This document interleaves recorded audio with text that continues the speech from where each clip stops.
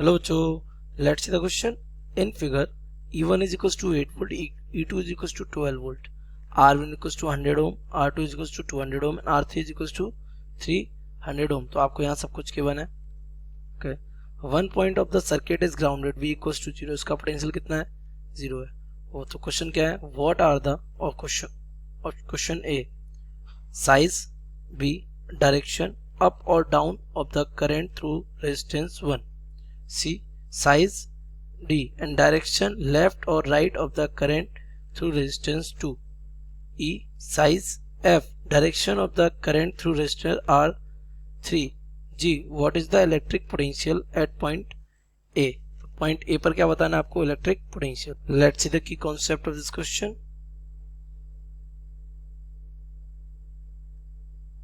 The key concept of this question is बेटा Kirchhoff's rule. आपके Kirchhoff के दो रूल हैं. पहला रूल आपका है जंक्शन रूल, जो कि क्या कहता है? एट अ जंक्शन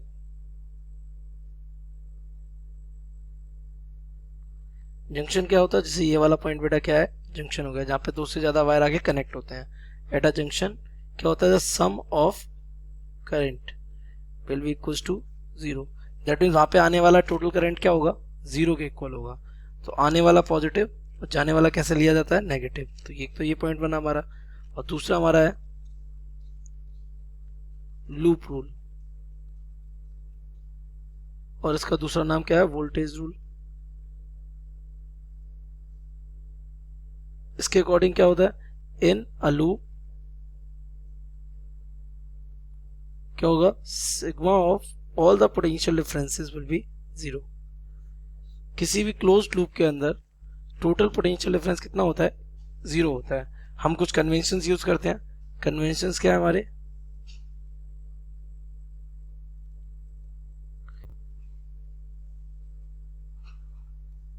सबसे पहला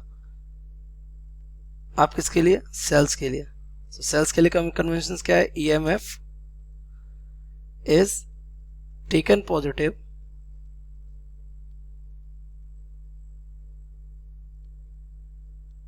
if, तो जैसे ये सेल है हमारा और ये this is positive, this is negative. तो अगर आप इस साइड की मोशन में, इस साइड लूप में राउंड लगा रहे हैं ऐसे, तो आपको ये कैसा ले लेना? इसका EMF it equivalent two plus E. तो ये पॉजिटिव जाएगा. और अगर ये सेल हमारा ऐसा है और आप इस साइड मोशन कर रहे हैं, मतलब इस साइड राउंड ले रहे हैं, तो ये आपका सेल इंप्लाइज दैट माइनस का E. रेजिस्टेंस के लिए क्या हो जाएगा? B देख लीजिए. In the direction of current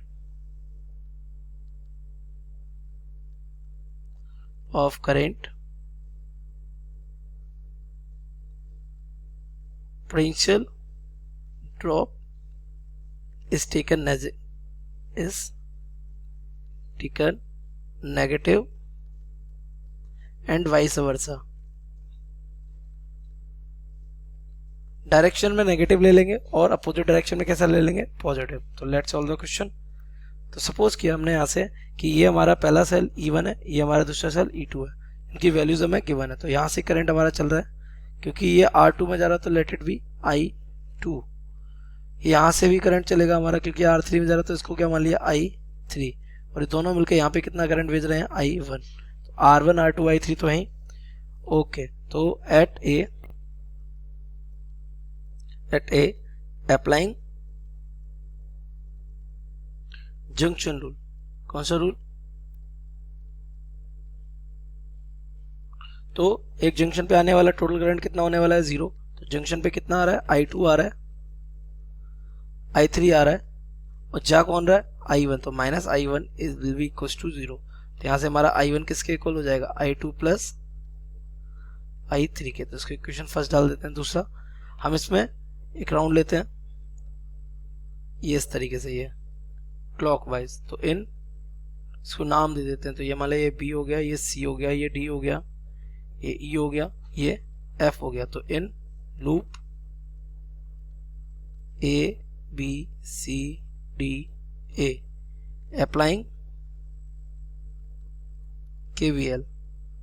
KVL लगाइए इसमें। यहाँ से पहले ये EMF हो जाएगा प्लस का, सॉरी ए से यहाँ आएंगे तो ये हम डायरेक्शन में जाए तो माइनस का I1 R1, यहाँ से घूमेंगे ये हमारा EMF हो जाएगा प्लस का E1, फिर यहाँ से माइनस का हो जाएगा क्या, माइनस का I2 R2, और फिर कहाँ आ गए ए पर, तो ये कितना हो जाएगा 0।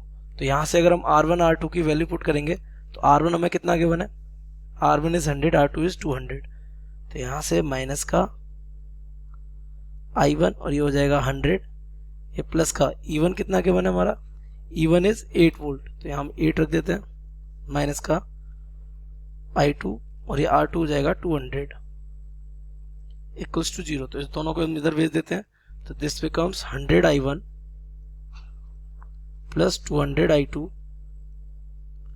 इक्वल्स टू 8, और इसको 4 से डिवाइड कर दीजिए। तो अगर हम इसको 4 से डिवाइड करेंगे then we will get 25 I1 plus का 8 I2 इक्वल्स टू 2। इसको इक्वेशन डाल देते हैं second. Now applying KVL in loop, ये अगला लूप हमारा कौन सा है, ये है हमारा AEFB, AEFBA। इसमें अगर हम लगाएंगे, इसमें भी हम कैसा क्लॉकवाइज राउंड लेते हैं, तो A से कहाँ जाएंगे E पर, तो करंट कितना जा रहा है I3, तो I3 R3 वो भी किसका, प्लस का, क्योंकि हम करंट की अपोजिट डायरेक्शन जा रहे हैं, तो I3 R3। आफ्टर दैट ये हम जा रहे हैं कैसा, हायर पोटेंशियल से लोअर, तो ये हो जाएगा माइनस का E2 माइनस E2, उसके बाद ये 0 हो जाएगा हमारा, यहाँ B पर आइए, B से कहाँ जाएंगे A, तो ये हो जाएगा प्लस का I1 R1, क्योंकि हम अपोजिट डायरेक्शन जा रहे हैं, तो प्लस का I1 R1 equals to what 0। तो I3 R3 की वैल्यू कितनी थी हमारी, R3 हमारा है 300 ओम के इक्विवेलेंट, तो ये हमारा हो जाएगा 300 I3 प्लस का ये R1 हमारा 100 था ही, 100 I1 इक्वल्स टू E2 कितना हो जाएगा हमारा, E2 हमारा गिवन है कितना 12 वोल्ट, तो ये हमारा हो जाएगा 12। फिर से अगर हम इसमें डिवाइड कर दें कितने से, 4 से, देन वी विल गेट, यहाँ पे हो जाएगा 7 5 I3 प्लस ये हो जाएगा 25 I1 इक्वल्स टू 3। ये क्वेश्चन नंबर कौन सी, थर्ड। अब बेटा अगर हम यहाँ पे I3 को रिप्लेस कर दें तो ये हमारी इक्वेशन I1 और I2 में, तो I3 की वैल्यू यहाँ से क्या, फ्रॉम फर्स्ट I3 इक्वल क्या हो जाएगा आपका I1 माइनस I2। देखिए फर्स्ट इक्वेशन में I1 equal I2 plus I3 है, तो I1 माइनस I2 हो जाएगा। तो अगर इसको हमें आप पुट कर दें तो 75 यहाँ आ जाएगा I1 माइनस I2, ये प्लस का कितना है 25 I1 इक्वल्स टू कितना हो जाएगा 3, that becomes 75 I1 minus 75 I2 plus 25 I1 is equals to 3। ये 75 और 25 कितना हो जाएगा 100 I1 माइनस का 75 I2 इक्वल्स टू 3। तो ये क्वेश्चन नंबर हमारी हो जाएगी कौन सी, फोर्थ। अब ये 100 I1 है और सेकेंड वाली इक्वेशन में कितना है, फर्स्ट 25 I1, तो इसमें अगर हम 4 का मल्टीप्लाई कर दें ना, तो ऑन सब्सट्रैक्टिंग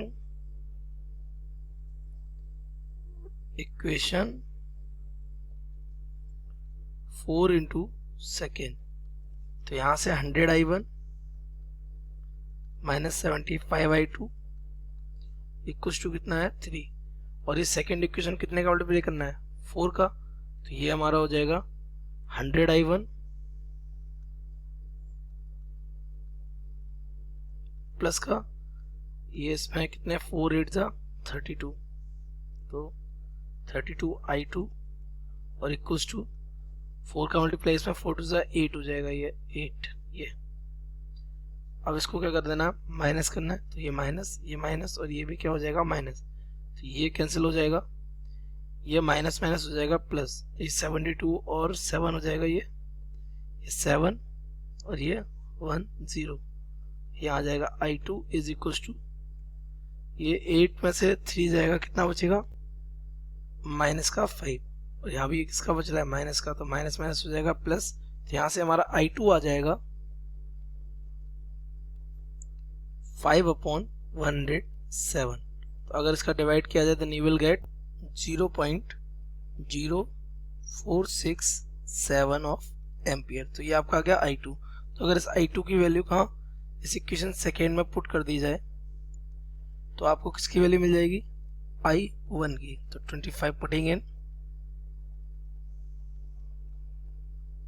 सेकेंड, तो यहाँ से हमारा आ जाएगा 25 I1 एंड प्लस 8 I2 की जगह कितना 507, ये 8 I2 इक्वल टू 2 है, तो इक्वल में कितना आ जाएगा 2।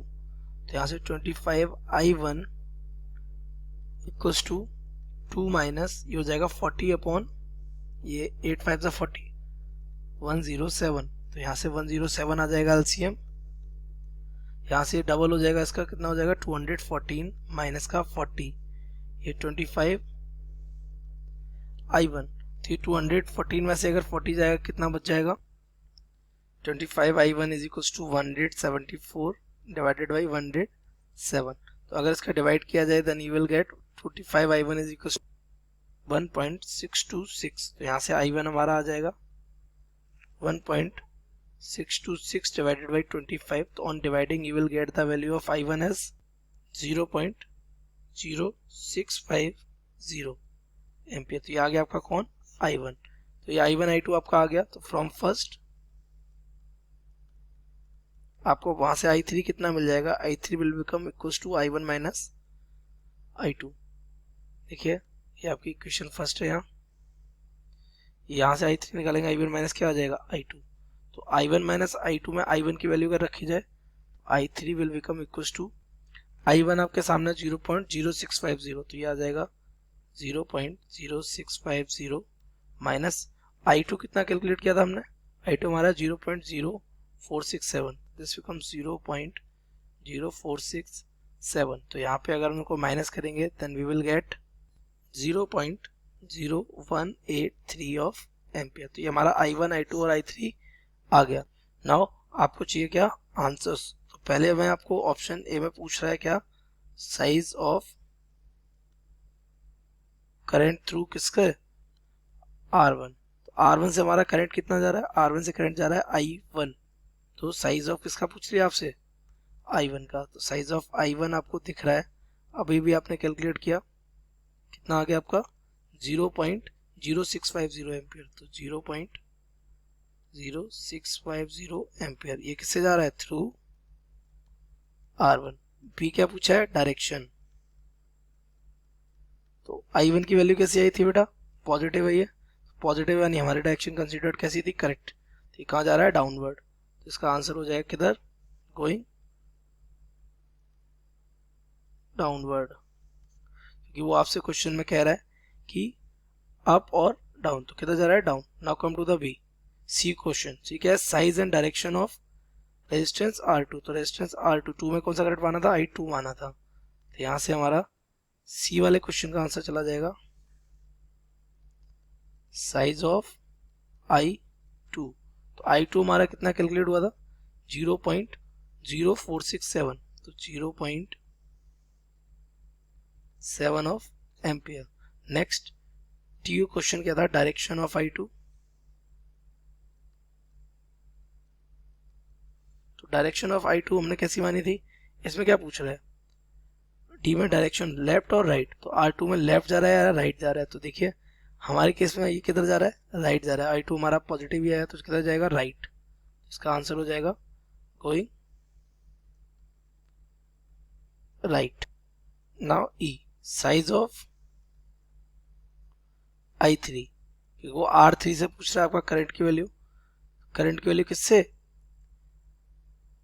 रेजिस्टेंस 3 से। रेजिस्टेंस 3 का करंट हमने कितना माना है ये I3। तो I3 किधर जा रहा है लेफ्ट में जा रहा है। तो पहले I3 की वैल्यू देख लेते हैं। I3 हमारा कितना है 0.0183, तो साइज कितना है 0.0183 एम्पियर। नाउ एफ में क्या पूछा है डायरेक्शन।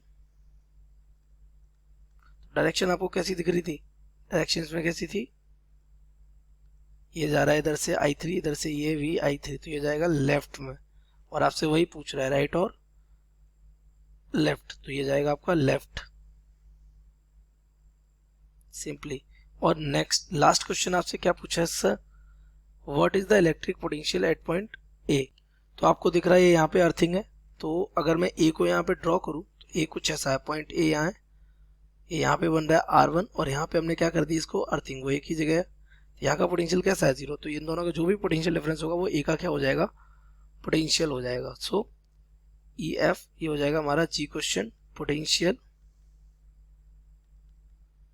एट ए, ये हमारा हो जाएगा पोटेंशियल ड्रॉप एट R1, तो यहाँ पे करंट कितना आ रहा था I1, तो ये हमारा हो जाएगा I1 R1, तो I1 कितना है हमारा, I1 अभी भी आपने कैलकुलेट किया 0.0650, 0.0650 इंटू R1 कितना था हमारा 100, तो ये हमारा आ जाएगा 6.5 ऑफ वोल्ट।